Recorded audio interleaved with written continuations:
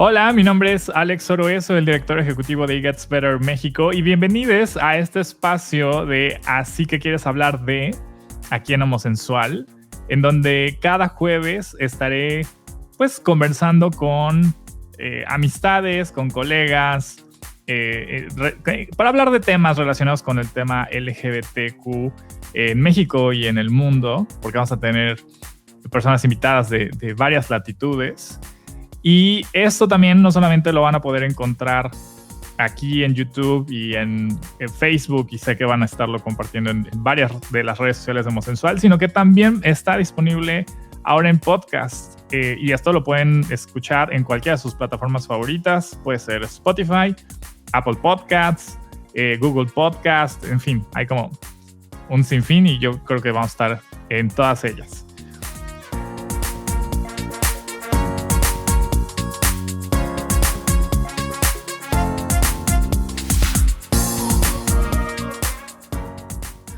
Y el día de hoy, para arrancar con esta nueva temporada, ¿no? Porque el año pasado yo estuve haciendo transmisiones en vivo, tengo la gran fortuna de platicar con mi querido Oliver Nash. Él es activista por los derechos de las personas trans en Argentina y que particularmente ha llevado pues temas de estas conversaciones de manera muy prominente en redes sociales, en Twitter en específico, y se ha vuelto una de estas voces principales en el tema de la comunidad trans. Entonces, con Ana Oliver, más adelante vamos a decir cómo lo pueden encontrar, pero démosle la bienvenida. Hola, bueno, muchas gracias por la invitación.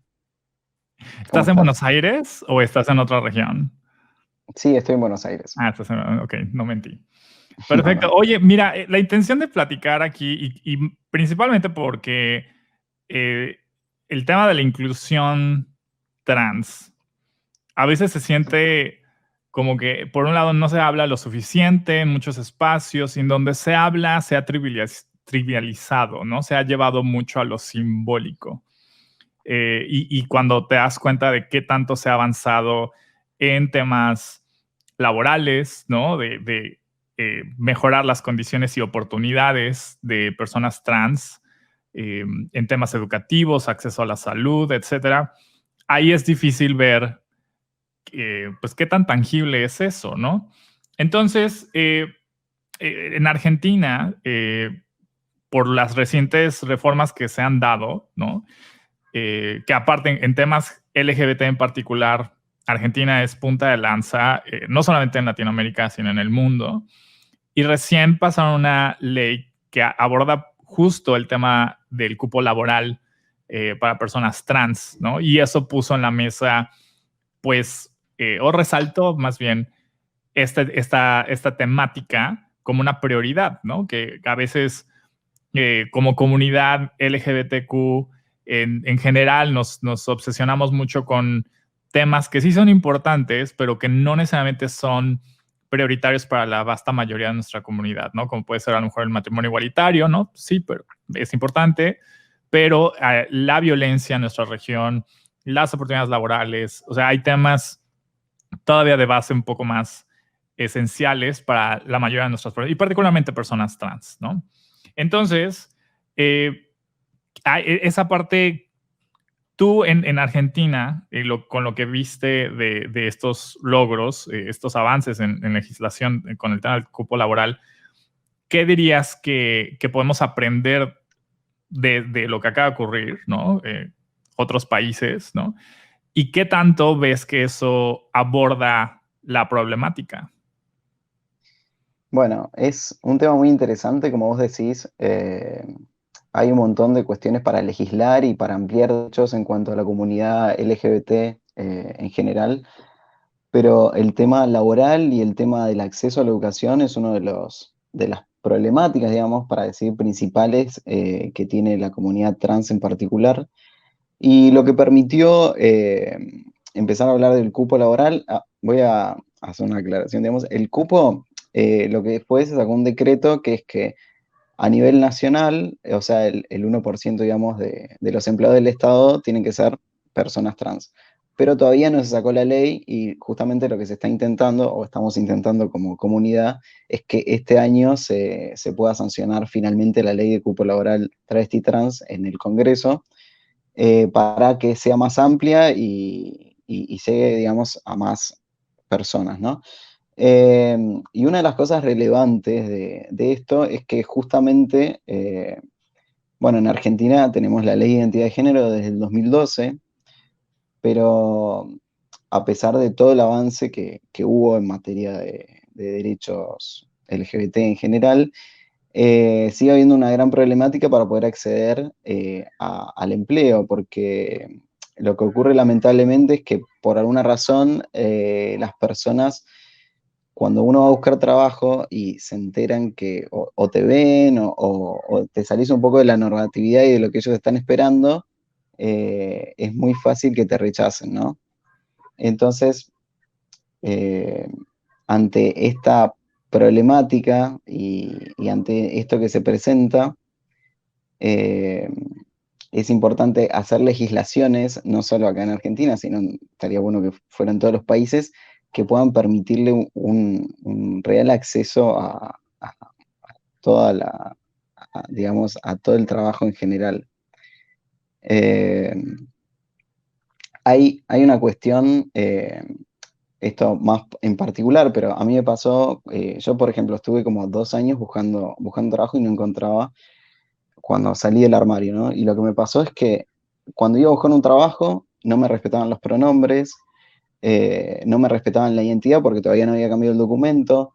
Entonces se hacía muy difícil porque en el primer momento que yo estaba ahí buscando el trabajo, ya sin siquiera hablar, aunque tuviera o no capacidad para poder desempeñarme en eso, ya había sido rechazado por ser quien soy, simplemente por ser trans, ya tenía el no, digamos, apenas ya había entrado en el lugar. Entonces, bueno, justamente cuando uno se sale de la normatividad y de lo que está esperando ver la otra persona, es mucho más fácil que te rechacen. Como digo muchas veces, es como que, a ver, hay una cantidad de empleos limitada, ¿no? Lamentablemente. Entonces, como justamente la cantidad de empleos es limitada, cuando hay tanta gente que se presenta para el trabajo, que los que están del otro lado tomándote, si ven que vos, a ver, entre una persona trans y una persona cis, ¿a quién van a terminar tomando, no?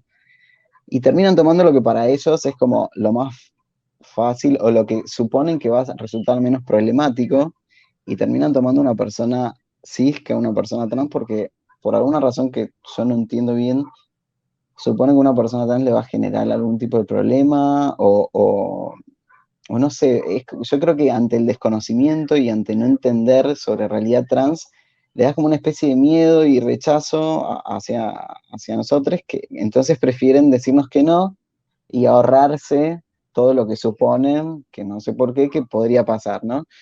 Entonces, desde ese primer momento estamos como vetados y excluidos del acceso, en este caso, a lo laboral, pero también pasa en otros ámbitos, como también puede ser la educación, ¿no? Ahorita que hablabas del tema de los pronombres, ¿no?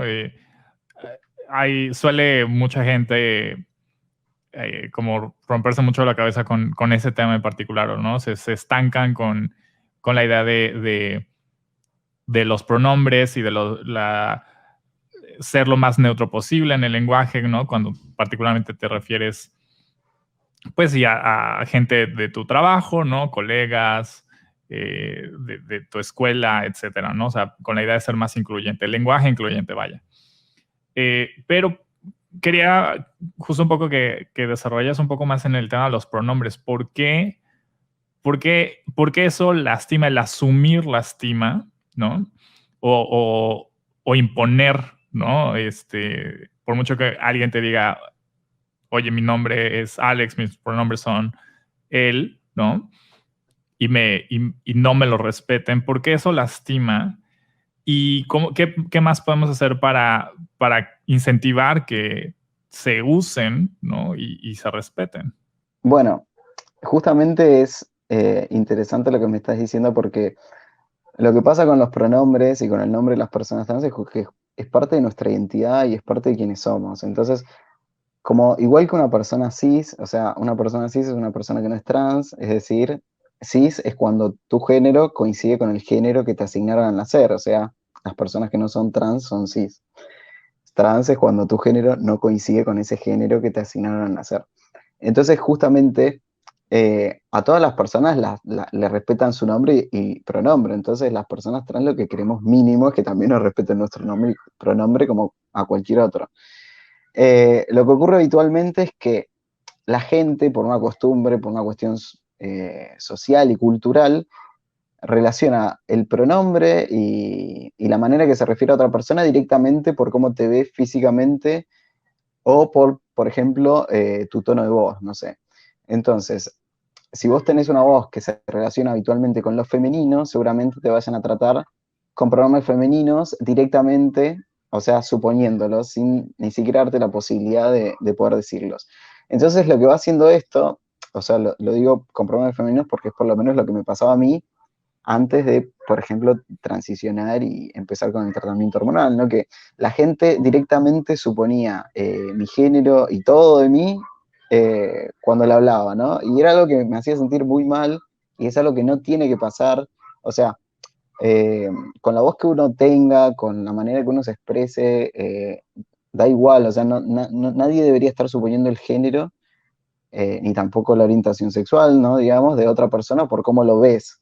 Entonces, a mí me parece importante poder preguntar los pronombres como uno pregunta el nombre. O sea, yo lo haría como algo habitual. Ah, ¿cómo te llamás y cuáles son tus pronombres? Ah, bueno, yo me llamo Oliver, mis pronombres son masculinos. ¿Cuáles son los tuyos? ¿No? Como algo más de una charla. Como vos le preguntás el nombre a otra persona, también le podrías preguntar el pronombre.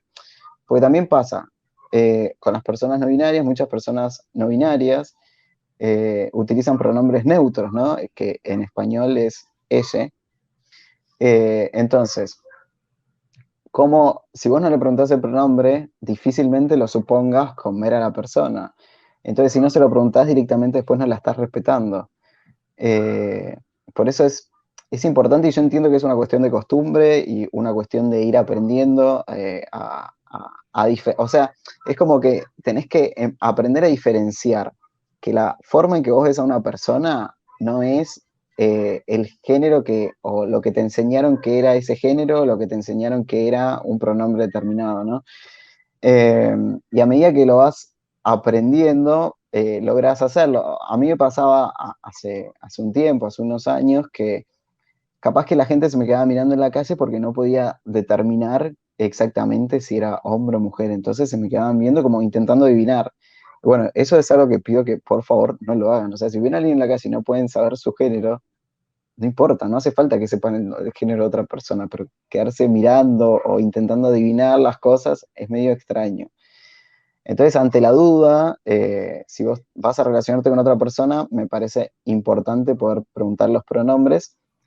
Y una cuestión importante en esto también es no solo, eh, no solo hacerlo si vos ya sabés que ahí hay una persona trans, digamos.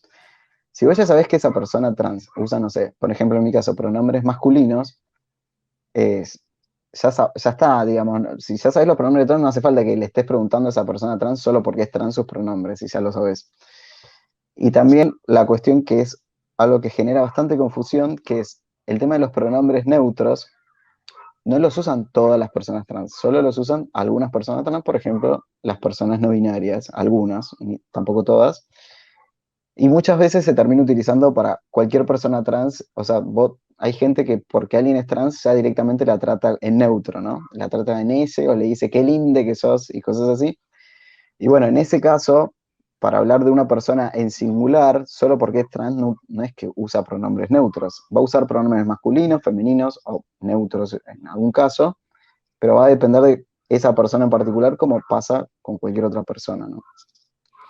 Totalmente. Y ahorita que revisitabas el término cis, ¿no? Cisgénero, particularmente con el movimiento trans que ha ganado un auge como movimiento, ¿no? En la región, en el mundo, en la última década particularmente, ha sido también un proceso de aprendizaje para pues, organizaciones en general, activistas que somos cis, ¿no?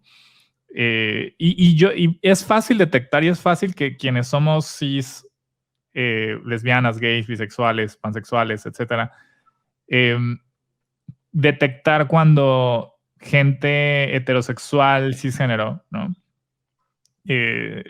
Condescendientemente o cuando se les señala algo, ¿no? Que están cometiendo un error, que de forma condescendiente o a la defensiva respondan diciendo esto no es homofobia, esto no es bifobia. Creo que pasa igual de gente cisgénera de la comunidad. Pues de la misma manera cuando se nos señala algo que estamos siendo transfóbicos de alguna manera, estamos reforzando estereotipos transfóbicos, etcétera, ahí es donde veo a mucha gente de la comunidad que sale a la defensiva y ha salido a decirle a personas trans, esto no es transfobia, ¿no? ¿Cuál es el rol de personas aliadas cis en el movimiento trans? Bueno, principalmente coincido con lo que decís porque pasa eso, es bastante habitual, diría yo, y el rol para mí es que tienen que escuchar y apoyar y acompañar, pero no tomar la voz como propia, ¿no? Como pasa con las mujeres, a ver, si una persona cis empieza a decir que es transfobia y que no es transfobia, es como un hombre diciendo que es machismo y que no es machismo, o como vos decías, una persona heterosexual diciendo que es homofobia y que no es homofobia. O sea, no lo puede determinar la persona que no sufre la opresión y que está oprimiendo porque no tiene ningún tipo de sentido. Entonces, es desubicado que pase eso y pasa. Eh, y pasa bastante con un tema que genera controversia, que es, por ejemplo, el tema cuando hablamos de si rechazar a una persona trans por trans es transfobia, y lo es, pero cuando decís eso mucha gente se siente atacada y siente que estás yendo contra su libertad individual de tener el gusto de rechazar a la gente trans. Y ese rechazo tiene un origen que es justamente el origen desde que o sea, desde que somos chiquitos nos enseñan que lo trans es algo, es raro, es algo ajeno, es algo lejano, y es algo que tiene que ser rechazado. Entonces nos enseñan eso. O sea, los gustos no es que salen de la nada, salen de toda una sociedad que se va estructurando de determinada manera. Por eso los gustos tienden a siempre irse para un lado y no para otro. Por alguna razón, a ver, si vos le preguntás a alguien, ¿alguien rechazó alguna vez a una persona cis por ser cis específicamente? No. O sea, ¿por qué se da el rechazo a una persona trans por ser trans? Bueno, justamente por esto, porque es algo que se da socialmente. Entonces, que te genere rechazo, o sea, que vos no quieras, no sé, porque a veces nos dicen, pero vos querés obligar a la gente a salir con gente trans. Y no, es simplemente que pensemos cuál es el origen de esos gustos que hacen que bueno, esos gustos entre comillas, ¿no? Pero eso que hace que rechacemos a otra persona simplemente por ser trans. ¿Y por qué pasa eso y cómo hacemos para deconstruir o para intentar cambiar eso?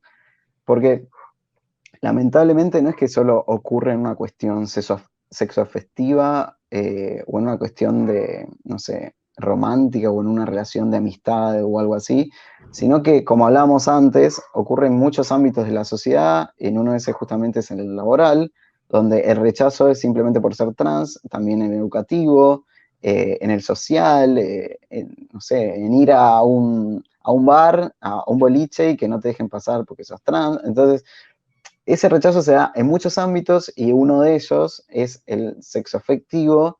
Entonces, cuando se habla, cuando vos decís, está mal rechazar a alguien trans por ser trans, ya directamente se va hacia ese, entonces empiezan a decir todos, no, eso no es transfobia, no es transfobia. Y lo es, aunque moleste, aunque cueste aceptar que a veces podemos tener actitudes transodiantes o de cualquier tipo por cómo nos educaron, están, y lo importante justamente es identificarlas para poder cambiarlas. O sea, no es que las personas trans vamos acusándole, vos sos trans, vos sos trans. No, lo que queremos justamente es que cambiar esas actitudes, cambiar esas cosas que nos enseñaron, pensarlas, para no seguir reproduciendo todo eso.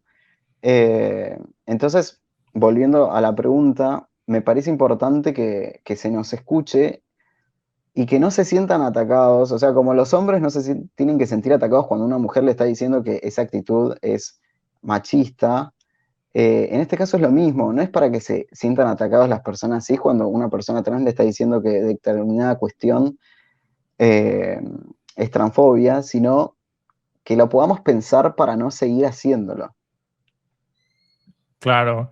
Oye, y hablando de señalar, no, fíjate que un punto que hemos estado abordando últimamente en It Gets Better México es, y en general las filiales de It Gets Better, pues tratar de sensibilizar y educar a ciertos sectores, particularmente en medios de comunicación, ¿no? O sea, porque tendemos nosotros a compartir muchas noticias positivas, pero de repente leemos un artículo y es positivo lo que quieren hacer, ¿no? Y de hecho el tono es positivo de cómo están abordando un tema, pero volteas y, o sea, por ejemplo, el caso recién de la salida del closet de Elliot Page, ¿no?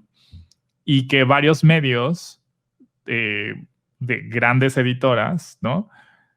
Salieron a hacer death naming, ¿no? Y que por un lado era como que querían, pues, hablar de alguien que es una figura pública desde hace mucho, ¿no? Y que llegó a ser muy conocido, eh, pues, desde hace mucho y desde muy joven, ¿no? Y justificaban hacer el death naming con el tema de, pues, es que justo su fama, ¿no? Viene desde hace mucho, ¿no? Y la mayoría de la gente lo ubica, ¿no? Bajo el otro nombre, pero por el otro lado decíamos, bueno, pero no hace falta, o sea, justo como por ese reconocimiento tan grande que tiene, con que veas una foto, ¿no? Reciente, o sea, no ha cambiado mucho o sea, no hubo un trasplante de cara, o sea, le puedes reconocer quién es, ¿no? Entonces, en particular con este tema del death naming, ¿no? Y con los medios de comunicación, ¿no? ¿Por qué qué sugieres que, qué tú le dices a los medios, ¿no? Para evitar esto y que entiendan el daño que esto ocasiona. Bueno, yo a los medios les diría primero que empiecen a contratar personas trans, pero bueno, para eso falta un poco, parece. Hasta que llegue ese momento, lo principal es que se intenten educar, leer a las personas trans o pedir consejo de una persona que esté en el tema antes de tratar los temas y quedar muy mal, porque creo que a esta altura son cuestiones que ya se saben. Es más, hubo muchos medios que no cayeron en usar el nickname de Elliot y creo que justamente porque de a poco se va aprendiendo y se va entendiendo cómo es la cuestión. Eh, Como vos decís, en este caso particular, componer la foto, ya sabías perfectamente quién era, entonces no hacía falta. A veces en estas cosas hay una cuestión de morbo, hay una cuestión de... Si vos te pones a pensar la construcción que hacen los medios de las personas trans, los medios de comunicación, en las series, en la televisión, en el cine, en todos lados, siempre está la cuestión esta de la transición y esto de pasar de una cosa a otra, ¿viste? Siempre está eso, entonces, ¿qué hace? Que la manera de comunicarlo también sea esa. Si vos te pones a leer todas las noticias, hay algunos que lo cubrieron bien y hay otros que te empiezan a decir, pasó de esto a esto, antes era esto, esto. O la persona que está en el cuerpo de otro ahora se identifica con... Entonces empiezan a darte una vuelta para decir algo sencillo que es una persona trans y listo, que es lo que dijo en el comunicado. Pero es porque no hay educación y tampoco hay demasiado interés en educarse porque son medios y podrían acceder a aprender sobre esas cosas. No es que cualquier persona que anda por ahí no tiene acceso. Ellos tienen acceso y podrían hacerlo, pero por alguna razón no les interesa o no quieren, no lo sé. Eh, y la manera en que lo fueron cubriendo te das cuenta en qué lugares hay verdadera inclusión, en qué medios, a qué medios les interesa y a qué medios les da absolutamente igual todo. Y, y bueno, hablando del deep name en particular, la cuestión de no usarlo es justamente para respetar la identidad de esa persona que está diciendo cuál es su nombre y cuáles son sus pronombres, como hablábamos antes. Eh, y si justamente te está diciendo, por ejemplo, si yo te estoy diciendo mi nombre es Oliver, ¿por qué vos me vas a decir otro nombre que ya no estoy usando y no es mío? ¿O por qué me preguntarías, porque suele pasar esto también y está relacionado con lo mismo, pero ¿cuál es tu nombre real? ¿Cuál era el nombre que tenías? Y es como, eso no importa, y da igual, y no te tiene que importar porque te estoy diciendo cuál es mi nombre y es este que estoy usando ahora mismo. El anterior ya no importa. Y bueno, con esto lo mismo, para mí es una cuestión de, por un lado, desinformación y por otro lado, un poco de morbo, de eso de, uy, mirá, viste, nació así y ahora es esto y este era su nombre, mirá, y viste, mostrar así como pasa también por ahí, lamentablemente. Eh, Así que yo creo que la solución está en educarse y también en empezar a contratar personas trans en los medios de comunicación que si se ponen a pensar un segundo y yo les digo, nómbrenme 5 mujeres trans y 5 hombres trans y 5 personas no binarias en medio de comunicación de habla hispana, no van a poder nombrarme porque no hay. Totalmente, totalmente. Ahí creo que con el cine, las series de televisión, con el tema lésbico, el tema gay, hemos visto grandes avances y justo reconocemos cómo culturalmente las percepciones de la gente va cambiando a favor conforme mejor se cuentan nuestras historias y eso involucra que quien cuenta nuestras historias es misma gente gay y lesbiana y bisexual. Ahí hay otra área de oportunidad muy grande, ¿no? Pero con el tema trans y justo aquí va este último tema con el que me gustaría cerrar, de infancias trans, ¿no? Que el nombre, la frase infancias trans ha ganado popularidad recientemente. Afortunadamente se ha avanzado ese tema en México en particular, aunque hay pendientes ahí con el Congreso de la Ciudad de México, pero creo que fue fácil que cuando salió Born This Way de Lady Gaga, ¿no? Que todo el mundo debidamente, ¿no? Reforzábamos y abrazáramos lo que hemos venido diciendo siempre, ¿no? No nos hicieron gay, no nos hicieron bisexual, ¿no? Esto no es una etapa, ¿no? Nacimos como somos, ¿no? Pero cuando viene el tema trans, incluso mucha gente cis, gay, lesbiana, bisexual, eh, dicen, bueno, espérame tantito, ¿no? Están muy jóvenes, no saben lo que quieren, no saben quiénes son, que no sé qué. Y ahí empieza una visión muy adultocentrista, ¿no? De sus existencias. Y creo que eh, hay muchos temores, hay mucha desinformación como en todo lo demás que hemos platicado. ¿Tú qué les dirías a familias, a familiares, ¿no? Sepan o no si tienen a alguien cercano que pueda ser trans, si sus propios hijos puedan ser trans. Pero ¿qué tú les dirías a mamás y papás sobre cómo tener una mente un poco, un corazón más abierto a recibir y a educar y velar por su hijo, sean o no trans? Bueno, en especial si lo son. Sí. Bueno, principalmente que lo escuchen, que, que acompañen y que estén tranquilos. O sea, como vos bien decís, hay mucha desinformación sobre eso y también la desinformación lo que termina generando es miedo. O sea, la ignorancia sobre los temas termina generando miedo en la gente porque hace que a la gente no sepa qué es lo que tiene que hacer, entonces eso le termina generando rechazo.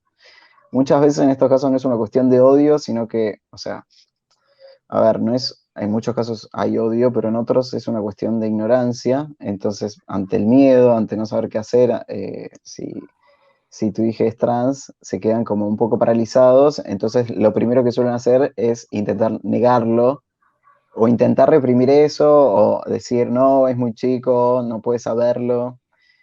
Pero la realidad es que, como estabas diciendo, no hay una edad en la que uno esté bien o mal decirlo. Si lo decís cuando sos chico está bien, si lo decís cuando sos adolescente está bien, si lo decís cuando sos adulto está bien.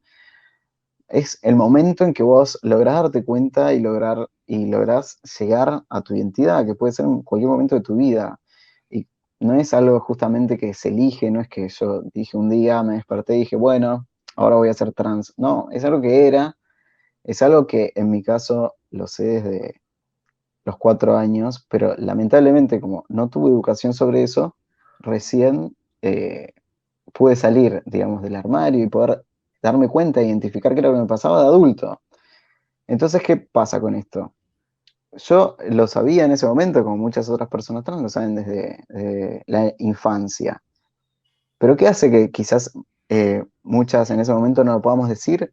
Es justamente esta desinformación y el miedo a ser rechazados por quizás están en contextos que no sabemos si son inclusivos o no y no sabemos cómo van a responder sobre eso.